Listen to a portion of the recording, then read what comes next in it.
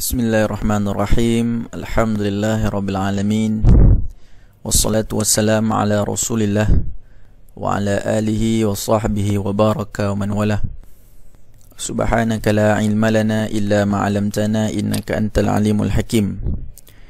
Qala rabbi shrah li sadri wa yassir li amri wahlul 'uqdatam min lisani yafqahu qawli, amma ba'du.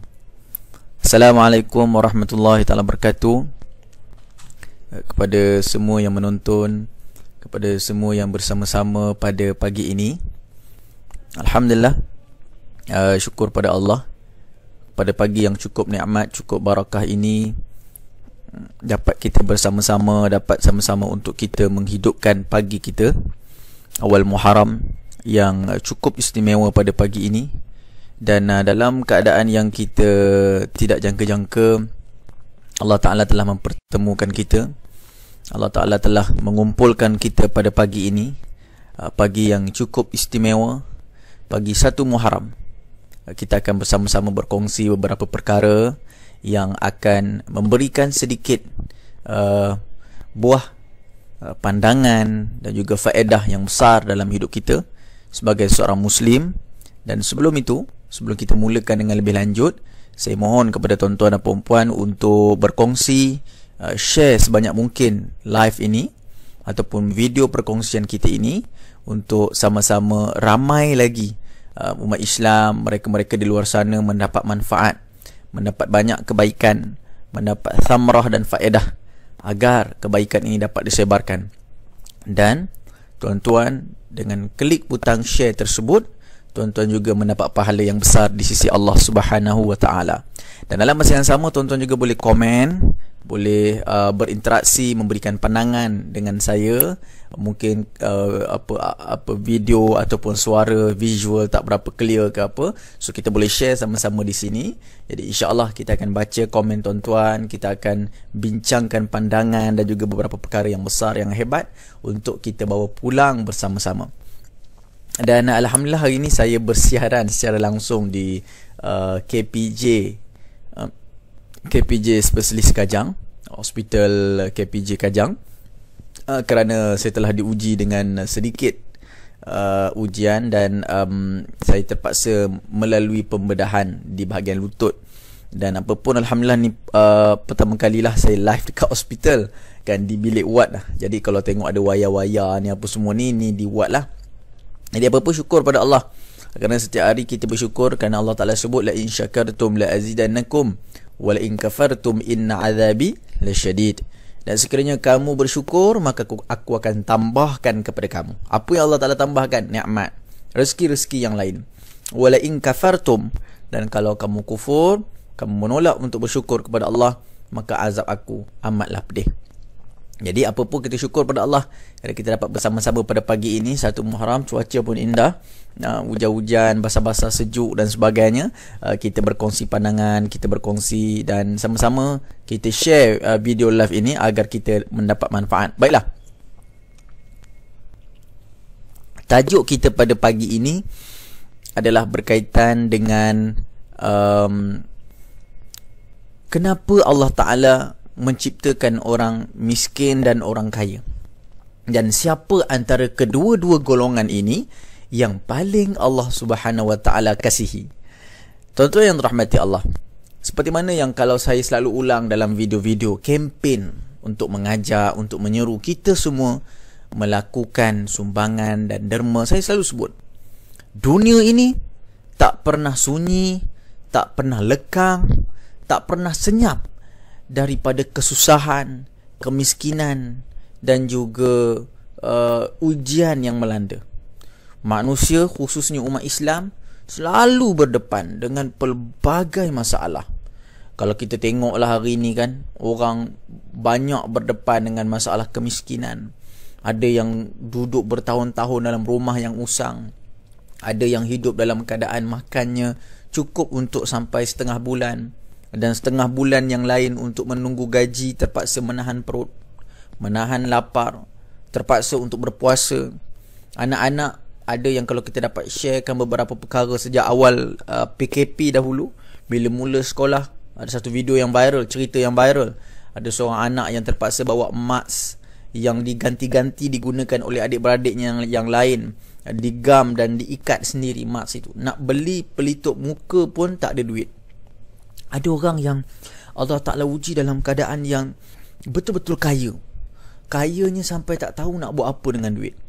Kayanya sampai duit itu dihabiskan dan dibazirkan dalam keadaan yang mudah sahaja.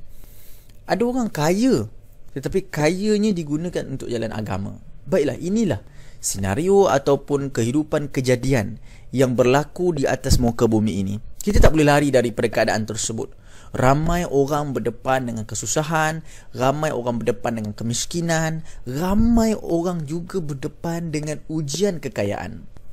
Maka sebab itu bila kita sebut tentang ujian kekayaan, rezeki ini dalam surah An-Nahl ayat 71 Allah Ta'ala sebut. Dan sesungguhnya Allah itulah yang melebihkan sebahagian kaum yang lain dengan sebahagian kaum yang lain.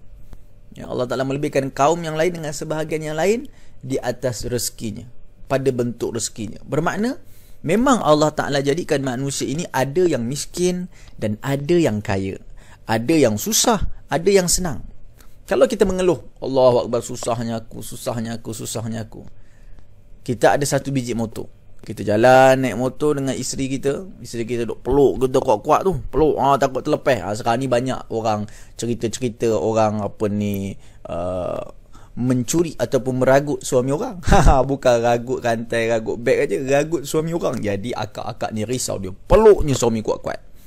Dalam satu perjalanan naik motor brum sampai dekat traffic light. Ini kejadian kisah benar ni. Sampai kat traffic light, akak ni kata, bang, abang tengok bawa orang naik kereta tu bang, cantiknya kereta dia bang, kan seronok kalau kita duduk dalam kereta, ada kereta sendiri, ada aircon, Allahu Akbar, boleh jalan jauh sikit bang. Ni abang naik motor ni je, bila kita nak sampai? Jalan-jalan bandar boleh lah. Kan? Abang ni kata tak apalah, tunggulah, abang tengah kumpul duit ni. Yang akak ni pun balas, ya ke bang? Berapa banyak dah abang simpan? Adalah RM50. Mana nak dapat kereta tu kan? Jadi nak kata, itulah keadaan kadang-kadang manusia, dia mengeluh dan dia nakkan sesuatu yang dia tak ada. Berbanding pula orang yang naik kereta tadi. Orang naik kereta besar ni, tapi dia pun bercakap dengan suami dia, bang, abang tengok orang naik motor tu bang, kan seronok, elok kita ada motor daripada kita naik kereta macam ni. Abang tadi tanya, kenapa pula nak naik motor? Kereta ni dah elok, kereta ni dah ada. Naik motor elok bang, tak ada jam, senang, cepat sampai dekat tempat kita nak berjumpa tu, tempat kita nak bermeeting. Jadi nak kata orang yang tak ada pun, yang dah ada kekayaan macam kereta besar, dia tetap nakkan motor tadi. Orang yang ada motor, dia pula nakkan kereta. Jadi dalam hidup ini, tak kiralah daripada orang yang miskin, orang yang susah, orang yang kaya, orang yang senang, kunci utama adalah syukur. Kunci utama adalah kita menghargai apa yang kita ada, sikap dan juga tabiat kita, cara kita berdepan dengan apa yang kita ada. Dalam hidup ini, Allah Ta'ala uji kita dengan macam-macam ujian. Allah Ta'ala bagi kepada semua orang. Allah Ta'ala tak pilih, orang susah aku bagi ujian lebih, orang kaya aku bagi ujian sedikit. Allah Ta'ala sebut, وَلَنَبْلُوَنَّكُمْ بِشَيْءٍ مِّنَ الْخَوْفِ وَالْجُوعِ وَنَقْصٍ مِّنَ الْأَمْوَالِ وَالْأَنفُسِ وَالثَّمَرَاتِ وَبَشِّرِ الصَّابِرِينَ. Kami uji kamu dengan sesuatu, dengan kelaparan, dengan ketakutan.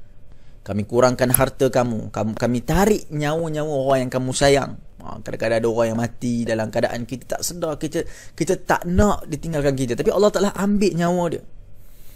Dan ketika itu Allah Ta'ala kata apa? وَبَشِّرِ الصَّابِرِينَ, dan bergembiralah orang-orang yang sabar. Jadi kata kuncinya di sini adalah sabar. Bagaimana kita nak berdepan dengan sikap sabar?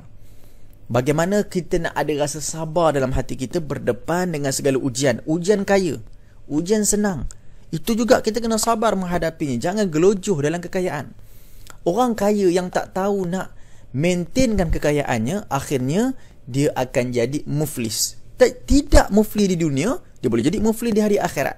Apa maksud tidak boleh maintain kekayaan? Dia hanya kaya di dunia, tetapi dia tidak melabur satu kekayaan untuk kesenangannya di hari akhirat. Jadi siapa yang baru tengok ini, mohon untuk terus share kerana insya-Allah anda share banyak-banyak, pahala anda dapat kerana ramai lagi yang menonton. Tuan-tuan terrahmati Allah. Sebab itu kekayaan yang kita ada ni, nak mendapat kekayaan yang diredai Allah, nak jadi orang kaya yang disayangi Allah, tidak lain tidak bukan kita kena berkongsi kekayaan kepada orang yang lain. Nilai sedekah. Sebab itu sedekah ni Allah Ta'ala banyakkan versi dia. Kalau kita bosan dengan perkataan sedekah, ada perkataan infak. Kalau kita tak larat dengan perkataan infak, ada perkataan wakaf. Kalau kita tak larat dengan perkataan wakaf, ada perkataan-perkataan lain yang membawa kepada maksud pemberian. Maksudnya Islam mengajarkan kepada kita untuk terus memberi dan memberi. Inilah orang kaya yang paling Allah Ta'ala sayang. Bagaimana Sayyidina Abu Bakar As-Siddiq apabila dalam perintah untuk menghidupkan agama ini, membangunkan agama ini bersama dengan Rasulullah, Abu Bakar As-Siddiq adalah orang pertama untuk bersama-sama Rasulullah menghadiahkan segala hartanya. Cuma apa yang ditinggal, aku dan juga Tuhanku. Itu je aja yang ditinggal. Lain semua diberikan kepada agama. Bagaimana Sayyidina Uthman ibn Affan, dia mendengar satu kalimah daripada Rasulullah. Rasulullah menyebutkan barang siapa yang dapat satu telaga ataupun perigi milik orang Yahudi ini, kemudian dia berikan wakaf, dihadiahkan kepada umat Islam, maka syurga layak baginya. Sahabat bila dia dengar Nabi sebut syurga dengan melakukan satu-satu amalan, sahabat akan bergegas. Sahabat akan bersungguh-sungguh. Untuk apa? Untuk mendapatkan peluang dan kesempatan syurga tersebut. Sayyidina Uthman gunakan kekayaan yang ada, bayar cash, bahkan dia membayar lebih daripada harga tawaran yang ditawarkan oleh orang Yahudi kepada dia, menandakan yang dia betul-betul kaya. Dan kemudian perigi tersebut diberikan kepada orang Islam untuk digunakan sebagai kegunaan harian, untuk berwudu, untuk mandi, untuk minum dan juga untuk semua kegunaan harian. Bagaimana pula golongan Muhajirin dan Ansar ketika berdepan dalam suasana hijrah Rasulullah? Kita dalam suasana ma'al hijrah. Bayangkan, kita selalu dengar kalau orang susah, kita bagi duit, kita sedekah. Tapi tengok sikap orang Muhajirin dan Ansar. Kita lebihkan kepada orang Ansar, orang yang duduk di Madinah, yang menyambut kedatangan Rasulullah SAW di bumi Madinah Al-Munawwarah. Nabi dan para Muhajirin, makna Muhajirin ini orang yang duduk di Mekah, kemudian berhijrah, namanya Muhajirin ataupun Muhajir. Mereka berhijrah daripada Mekah pergi ke Madinah. Di Madinah, orang-orang Islam di sana dinamakan sebagai Al-Ansar. Bagaimana boleh Islam? Nabi tak mula dakwah. Ada orang yang dah sampai di Mekah, kemudian pulang ke Madinah, berkongsi tentang Rasulullah. Mereka suka dengan Rasulullah, mereka masuk Islam. Hatta bila Nabi baru sampai jejak kaki di Madinah, antaranya Abdullah ibn Salam, orang yang nampak Rasulullah pertama di Madinah, menjejakkan kakinya di sana. Kemudian dia terus mendengar bait-bait pesanan daripada Rasulullah. Apa yang Rasulullah pesan? Afishus salam, sebarkan salam. Wa tut'imut ta'am, berikan makanan kepada orang yang memerlukan.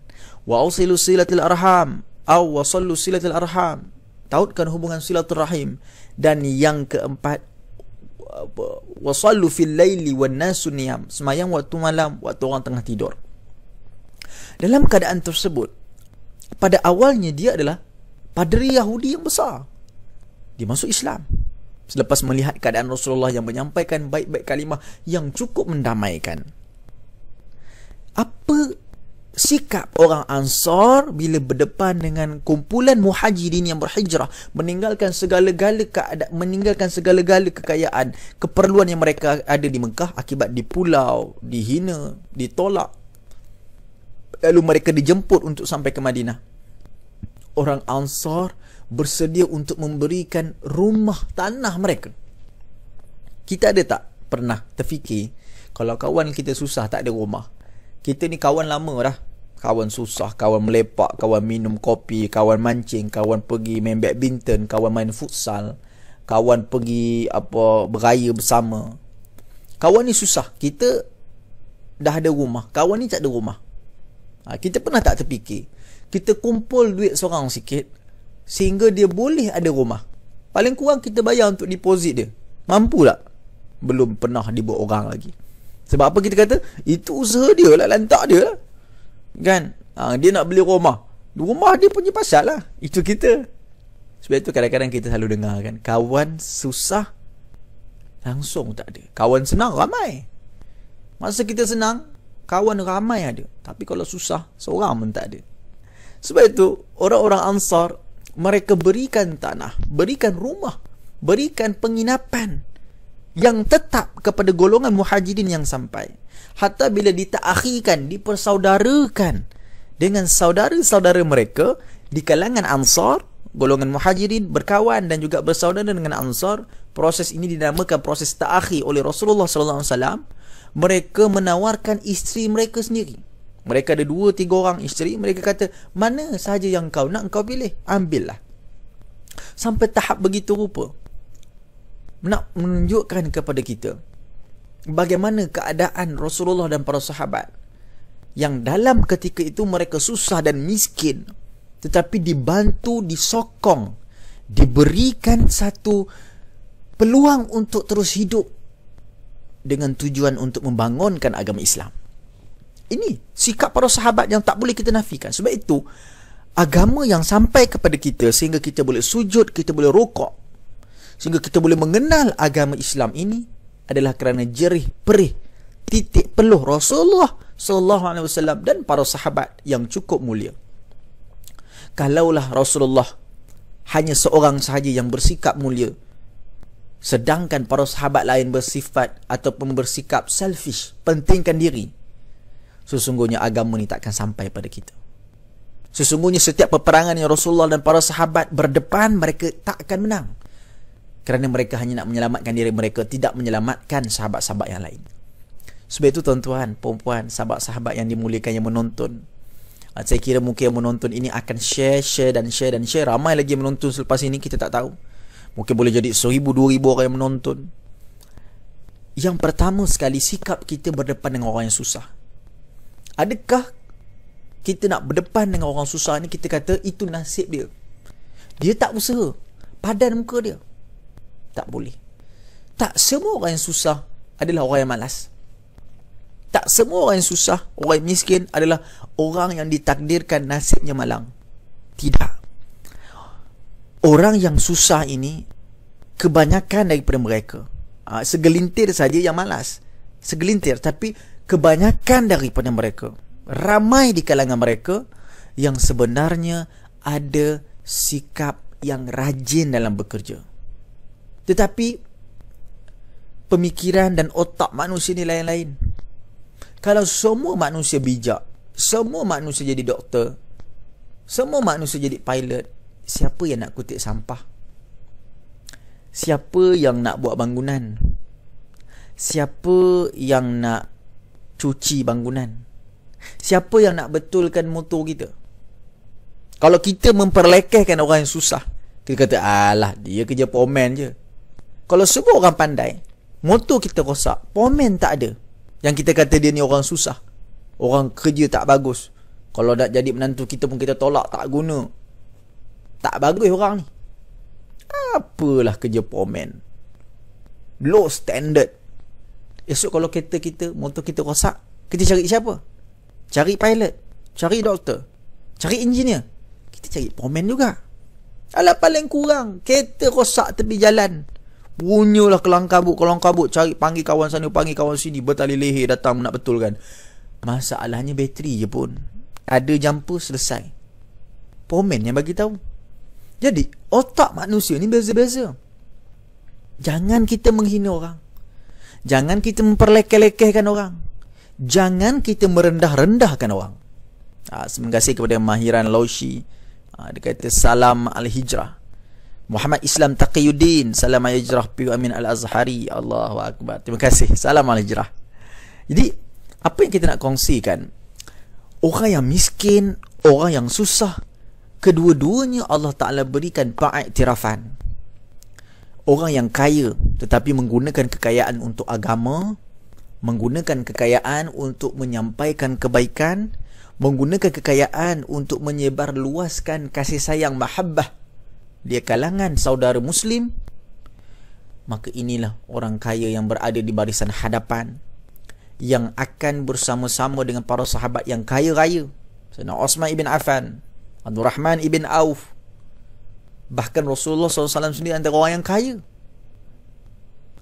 Mereka ini berdepan bersama dengan para sahabat, bersama dengan para anbiya, untuk melangkah masuk dalam syurga Allah Subhanahu wa taala.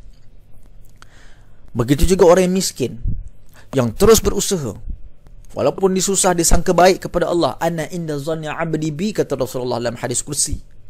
Kata Allah, aku ini pada hambaku di sisi apa yang dia sangkakan. Maka kita orang yang susah, kita orang yang miskin, kita orang yang tidak berpelajaran contohnya, yang tak sama level dengan orang lain, tetapi pada hakikatnya kalau kita sangka baik dengan Allah, kita ada rasa confident yang Allah Ta'ala akan bantu kita dengan usaha dan kerajinan yang kita lipat gandakan, kerana Allah Ta'ala melihat usaha kita. Ketika itu akan ada orang yang membantu dan juga bersama-sama membangun, menarik tangan kita untuk kita berdiri, dan kita akan hidup bersama-sama secara harmoni dan damai di atas muka bumi ini. Sebab itu tuan-tuan yang dirahmati Allah, saya ni dalam keadaan yang sakit jugalah, tengoklah ni kan, semalam dicocok tangan kiri, jadi dah bengkak, dia cocok pula tangan kanan. Tapi bila dapat mikrofon ni bercakap pula, oi seronok, hilang sakit-sakit. Kejap lagi datang balik denyut-denyut sakit dia kan. Cuma apa yang kita nak kongsikan di sini tuan-tuan, Allah Ta'ala sayang kepada orang miskin dan juga orang kaya. Tetapi sayangnya Allah ini bersebab, bersyarat. Syaratnya apa? Sebabnya apa? Orang kaya dan miskin yang sangka baik kepada Allah dan saling bekerjasama untuk membangunkan antara satu sama lain. Sebab itu Allah Ta'ala suka orang miskin yang sabar dan orang kaya yang bersyukur. Sebaliknya, orang miskin yang tidak ada kesabaran, yang menghina diri, yang sangka buruk kepada Allah, yang terus melakukan kemaksiatan, dan juga orang kaya yang tak reti bersyukur, yang tak pernah cukup, hidupnya tak pernah beribadah kepada Allah, walaupun Allah telah bagi kekayaan kepada dia, tak pernah bersedekah kepada Allah, tak pernah bersedekah kepada sahabat-sahabat ataupun saudara semuslim. Allah Ta'ala benci dan murka kepada mereka. Allah Ta'ala sayang miskin yang sabar. Sabar maksudnya apa? Dia terus berusaha, keep struggle. Kita tengok orang yang bawa food panda, bawa grab food. Sekarang ni banyak rider-rider tepi-tepi jalan. Musim sekarang musim hujan. Musim hujan ni mula musim orang lapar. Bila orang lapar, orang nak order makanan, nak keluar, dia pun takut hujan, dia minta rider-rider ni hantar. Pernah tak kita terfikir dalam hujan yang lebat, dengan baju hujan, tayar yang kecil, jalan yang licin, mereka bawa makanan kita sampai ke hadapan rumah kita. Mereka bawa makanan tersebut dalam keadaan yang baik untuk mengisi ruang kelaparan dalam diri kita. Bagaimana kesungguhan yang mereka bawa dalam keadaan yang hujan, hari-hari kerja, tak demam pula tu.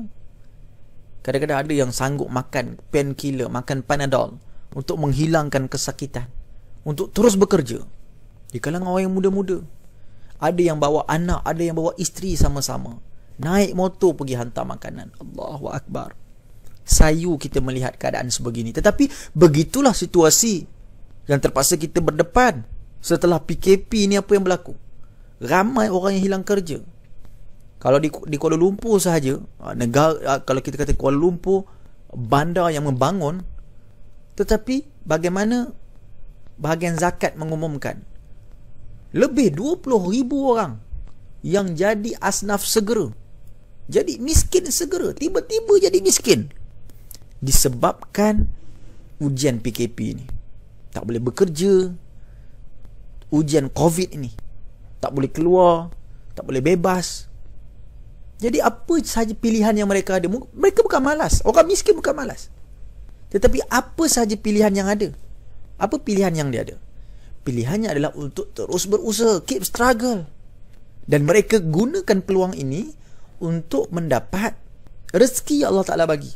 Kadang tak banyak, berapa sen je mereka dapat, tetapi mereka syukur, mereka seronok, mereka tenang. Sebab itu kalaulah kita yang ada sedikit keperluan, kita ada sedikit rezeki yang Allah Ta'ala berikan, kita sampaikan sumbangan pada mereka. Kerana itu melalui Iman Care, kita buka ruang yang banyak untuk kita sama-sama menyalurkan sumbangan. Kalau musim PKP dahulu, kita berikan sumbangan kepada frontliner, kita berikan sumbangan kepada mereka-mereka yang memerlukan, kita baiki keperluan yang ada. Semua ni untuk kebaikan ummah. Melalui Iman Care juga, kita boleh sama-sama untuk menyumbang, menyampaikan segala infak dan sedekah kita dengan mudah, secara online sahaja. Sebab tu kalau tengok secara iklan-iklan yang kita kempenkan, bukan kempen yang biasa-biasa, tetapi kempen untuk kita segerakan, kita boleh terus untuk menyampaikan sumbangan. Paling simple bagi orang yang telah meninggal dunia, kita tahu Nabi sebut 3 perkara yang menyebabkan seseorang itu digandakan pahalanya walaupun dia telah meninggal dunia. Ilmu yang bermanfaat, kemudian apa lagi? Doa anak yang saleh, yang ketiga sedekah jariah. Sebab itu kita buka peluang untuk berwakaf. Wakaf Al-Quran, contoh yang kita buat, RM30 saja. RM30. RM30 ni kita boleh dapat macam-macam, kan? Barang kecil ataupun barang besar, ataupun tak cukup nak dapat apa pun. Tetapi RM30 anda dapat miliki satu naskah Al-Quran. Al-Quran tersebut dinamakan atas nama ibu ataupun ayah ataupun sesiapa saja yang anda sayang yang telah meninggal dunia. Pahala wakaf itu sampai kepada orang yang anda sayang. Ini peluang yang kita gunakan. Mungkin kita tak ada kekayaan yang banyak, tetapi kita dapat menyumbang kekayaan untuk akhirat buat orang yang kita sayang. Jadi ini peluang kita, ini kesempatan yang kita ada. Maka ayuh kita bersama-sama kita berganding bahu untuk terus menyampaikan kebaikan kepada umat Islam. Terima kasih Nur Hayati Omar, salam Ma'al Hijrah Piyu Amin. Jadi kalau sesiapa yang nak sampaikan ucapan Ma'al Hijrah dalam ruang komen, yang menonton ini boleh sampaikan ucapan Ma'al Hijrah, saya akan bacakan bersama-sama insya-Allah. Baik, tuan-tuan rahmati Allah, kita ada banyak ruang dan peluang. Sebab tu ada orang kata hari ni banyak scammer. Kadang-kadang ini pun jadi isu juga. Dia kata ini scammer lah, itu scammer lah. Betul, ramai yang menggunakan peluang untuk minta sumbangan ini, kemudian duit sumbangan itu digelapkan, tak tahu ke mana, tak diberikan pula kepada orang memerlukan. Sebab itu saya sangat betul-betul teliti dalam memilih NGO untuk bersama-sama membangunkan ekonomi umat Islam, untuk membantu umat Islam. Dan bila saya telusuri, saya teliti dengan Iman Care yang sangat jauh daripada saya, tetapi dekat di hati saya, kerana gerak kerja dan proses kerja yang mereka lakukan cukup licin dan sempurna, tak ada keraguan. Maka sebab itu tuan-tuan, saya bukan sekadar ambil risiko, tidak ada risiko apa-apa pun bersama dengan Iman Care, tetapi saya ambil peluang dan tanggungjawab Muslim. Bukan nak bajak-bajak alim, tetapi tanggungjawab Muslim untuk bersama dengan tuan-tuan kita gembling tenaga. Dah masuk tahun baru, kita sambung usaha yang dilakukan oleh Rasulullah dan para sahabat untuk membangunkan, membantu umat Islam. Jangan jadi orang miskin yang tidak ada kesungguhan dalam hidup dan berserah diri hanya semata-mata pada Allah tanpa ada usaha. Ini Allah Ta'ala murka. Jangan pula jadi orang kaya yang sombong, yang angkuh, yang menganggap kekayaan itu boleh dibawa dalam kubur, kekayaan itu boleh bawa hingga ke hari akhirat.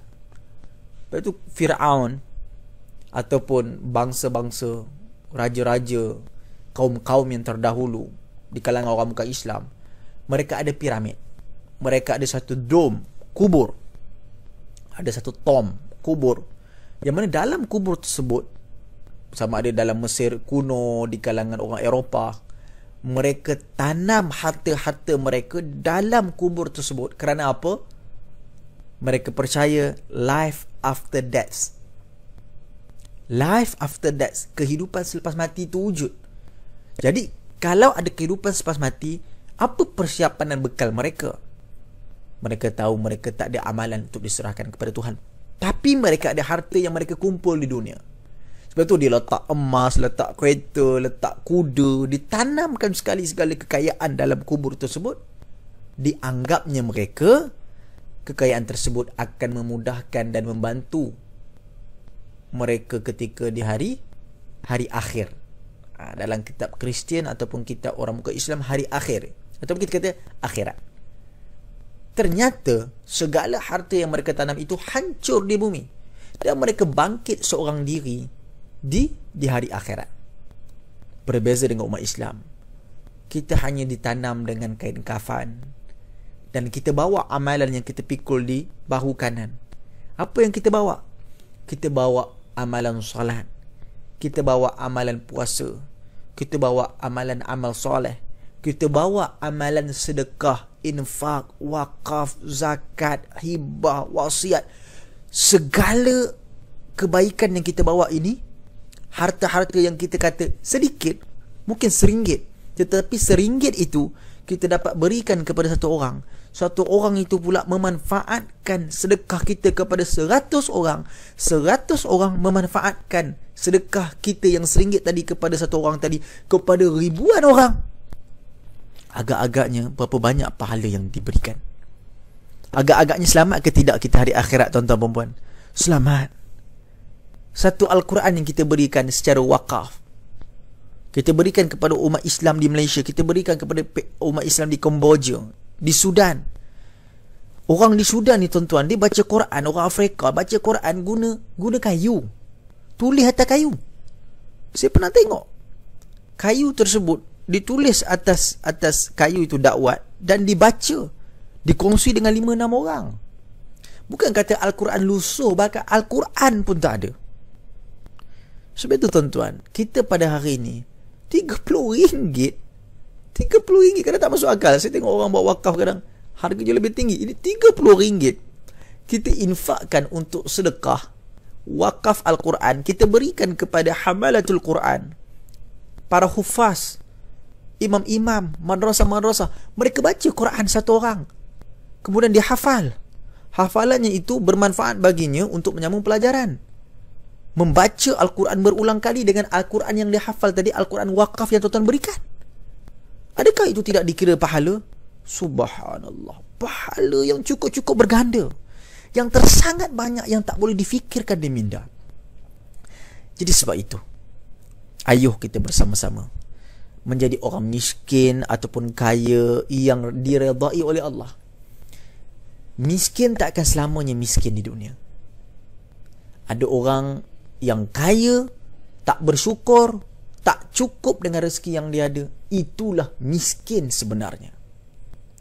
Sedangkan orang miskin yang mungkin tak ada apa-apa, tetapi dia syukur, dia rasa menghargai, dia rasa tenang, dia tak serabut, dia tak sakit. Itulah kaya sebenarnya. Kerana apa? Dia tak disibukkan dengan urusan harta. Ada orang miskin, saya pernah tengok, sanggup bersusah payah untuk keluarkan duit yang dia ada, guna shilling untuk membayar zakat, guna shilling untuk masuk dalam tabung masjid. Subhanallah. Bila ditanya, cukup ke duit? Dia kata, ustaz, apa yang kita ada ni ustaz, kita bagi balik kepada diri kita untuk kegunaan hari akhirat. Sebab tu kalau kita nampak orang susah, orang memerlukan, orang yang buat kempen sumbangan ni, kita letak muka kita di situ. Kerana apa? Kita bagi tu bukan untuk mereka, tetapi kita bagi untuk saham akhirat kita. Kita simpan dalam bank akhirat kita. Kat dunia ni kita masuk dalam akaun bank kita, nombor akaun kita berapa, bank kita apa. Masuk, kita nampak notification statement kita berapa. Oh, itu duit kita lah. Begitu juga hari akhirat. Kita masuk RM1, kita masuk RM30, kita bagi 100, 500, 1000 kepada iman care. Kita bagi. Duit itu adalah hak milik tuan-tuan, kerana duit itu digunakan atas jalan agama. Kita buat sumbangan kepada bangsa letupan Lubnan. Kita bagi sumbangan kepada mereka yang kesusahan di Syria. Mereka yang dalam kesejukan. Sejuk 16-17 darjah Celsius pun kita tak tahan. Mereka hidup dalam beku. Kita belikan pakaian, bantuan perubatan, kita belikan baju sejuk, kita berikan selimut. Ini hasil sumbangan tuan-tuan. Kita bagi bantuan kepada umat Islam di Gaza yang hidup dalam kancah konflik peperangan yang tak pernah kesudahan. Semua ni tuan-tuan adalah hasil sumbangan daripada tuan-tuan. Tuan-tuan tak rasa seronok ke? Ya Allah, saya seronok tuan-tuan buat kerja macam ni. Sebab tu saya nak ajak tuan-tuan untuk kongsikan mesej kempen sumbangan ini kepada seluruh umat Islam. Kalau dalam rumah kita ada 5 orang, kita pakat-pakat untuk buat sumbangan wakaf. Kita pakat-pakat untuk buat sumbangan kepada rakyat umat Islam di Syria, di Palestin, di Gaza dan juga umat Islam di Lubnan. Khususnya juga mereka-mereka yang memerlukan di Malaysia, terputus bekalan makanan, terputus pekerjaan, hilang pendapatan kerana bahana ataupun wabak COVID yang melanda. Jadi saya mohon kepada tuan-tuan untuk luaskan kempen ini. Kita buat ni tuan-tuan, saya buat ini bukan untuk kepentingan saya.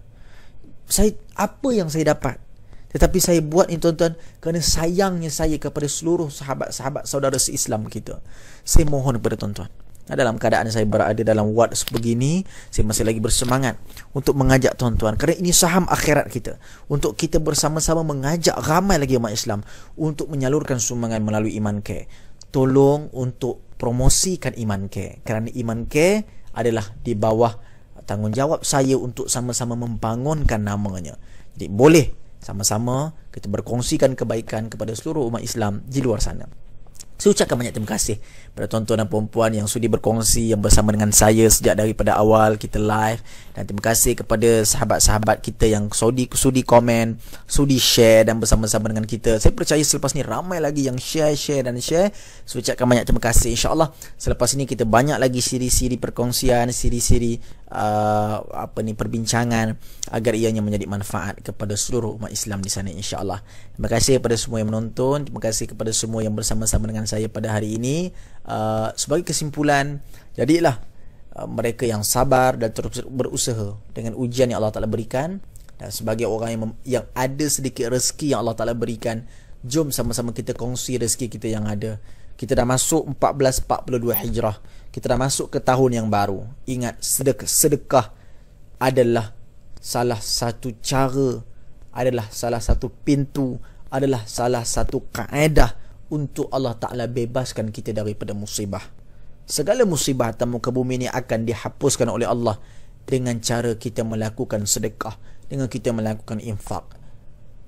Buatlah sedekah dalam keadaan kita susah dan senang. Alladzina yunfikuna fis sarra'i wad-dharra. Orang yang melakukan infak dalam keadaan yang susah ataupun yang senang, mereka ini akan mendapat nikmat syurga Allah Subhanahu wa taala. Kalau kita susah, kita terus menyumbang. Kalau kita senang, lebih-lebih lagi kita terus menyumbang. Terus menyumbang bersama dengan Iman Care. Kita menyediakan peluang, pintu, lapangan untuk tuan-tuan melabur saham akhirat. Tak handsome tak apa, janji ramai umat Islam yang dibela. Okay?